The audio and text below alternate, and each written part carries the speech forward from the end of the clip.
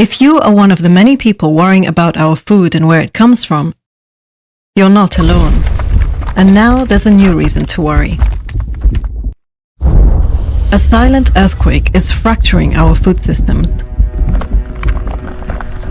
These new cracks are spreading all the way from digital giants in Silicon Valley and Seattle and shadowy asset management companies on Wall Street through the industrial food chain, heading for seeds, shop shelves, and the food on your table.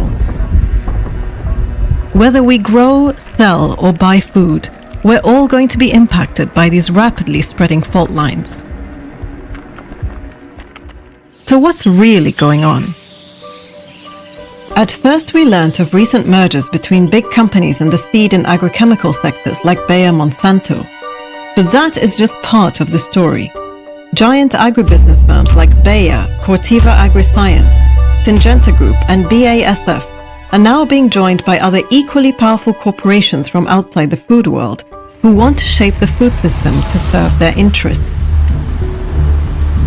Giant asset management companies that most people have barely heard of have been buying up shares in the world of food and agriculture, gaining enormous influence over their future development. A snapshot from 2016 showed that already the world's 5 biggest institutional investors all owned a slice of all the 5 largest seed companies. Does this matter? Yes, it does. This is an anti-competitive practice called horizontal shareholding, which is fueling the whole anti-competitive corporate concentration process. It allows a handful of corporations to reshape the entire global food and agriculture industry to feed the interests of company CEOs and shareholders. There is no intention to protect small farmers or people's health, only to feed the wallets of company CEOs and shareholders. It means they don't need to compete with each other because they have common owners, so they can push prices up, making everything related to food and farming more expensive for the rest of us. But they are not only interested in food, they are interested in data as well. Big finance is investing in the technology sector too, and together they have plans about how to use that data to make money. It all begins with a total transition to automated digital farming. Big finance and big tech companies want farming to go online, whether farmers like it or not. And all sorts of things are in the pipeline. Those drones, 5G networks, Wi-Fi balloons, and internet satellites being rolled out across the skies. That's not just about faster social media and cat videos. That is the backbone for digital farming. The food system is full of things that can be turned into data for data giants to harvest. There's DNA in the seeds, water and soil data on farms, data about moving commodities from field to factory to the dinner table, and of course, all the grocery sales and consumer data. For example, there are even commercial operations already underway using facial recognition to monitor herds of cows and pigs. Other plans on the digital farm include using remote sensing, computer-generated data, artificial intelligence, satellites and drones, driverless tractors, and robotics. Whoever gathers this data will gain immense power and influence, especially in today's world where data is hoarded and traded for big bucks. Farm machinery companies are also teaming up with big data and drone manufacturers, as well as pesticide and seeds companies. They are investing in digital tech platforms to make sure they don't miss out on the bonanza that's planned. So where does all this leave farmers? At the moment, it looks like farmers will have to pay for and adapt to complex digital technologies, losing their skills and their privacy and decision-making about what happens on their farms, and even the right to repair their equipment. If digital farming goes big, it's likely to increase companies grabbing land from peasants and destroying forests and biodiversity.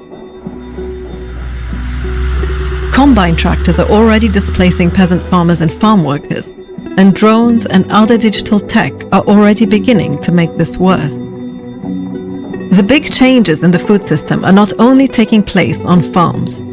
Off the farm, huge internet-based giants like Amazon, Flipkart, and Alibaba are already circling in further up the chain around online food retailing. They are increasingly able to influence who eats what, and therefore what farms grow. Ruthless companies like Amazon are well known for taking down whole industries and dodging billions of dollars in tax payments. In 2018, US-based Amazon made $11.2 billion in profit, but paid no federal taxes in the US. That is part of why Amazon's CEO, Jeff Bezos, became the richest person on the planet during the pandemic. Amazon and Walmart are battling for supremacy in the US and in India, where Walmart bought up Indian e-commerce company Flipkart. Alibaba and Tencent are battling for control of China's exploding $75 billion food delivery market and across Asia and other developing regions. These retailers are also partnering with big tech firms to gain access to their automation, robotics, and voice technologies. In fact, Amazon is itself a driving force in the tech world. It owns the world's largest remote cloud computing services company, Amazon Web Services, or AWS, which sells artificial intelligence and facial recognition technologies as well. AWS has made up the bulk of Amazon's operating profits for the last several years. Amazon uses the money it makes from selling shoes, books, and cloud computing to break into food and agriculture. China's Alibaba and Tencent are also taking the same path. Combining AI with online grocery shopping is very beneficial from Amazon's point of view. It gains vast amounts of valuable data about what each of us eats every day, analyzes it with AI, and then uses the results to profile us and persuasively nudge and push us to consume yet more product. By collecting data about our behavior, companies are creating psychological profiles they use to manipulate us and shape our choices. In fact, the whole industrial food chain as we know it is changing fast. Big data companies are becoming big food retailers and vice versa. It's time to break up, regulate, and control these giant companies before the earthquake they have set in motion becomes unstoppable. They are not part of the post-pandemic solution, even though they like to claim they are. And it's time to assess new technologies in an inclusive and transparent way so that we can all have a say in what technologies are developed and for whom. Because data, all those swelling banks of ones and zeros and artificial intelligence, isn't really knowledge, and it certainly isn't wisdom. The wisdom that we need to feed ourselves isn't to be found in artificial corporate intelligence.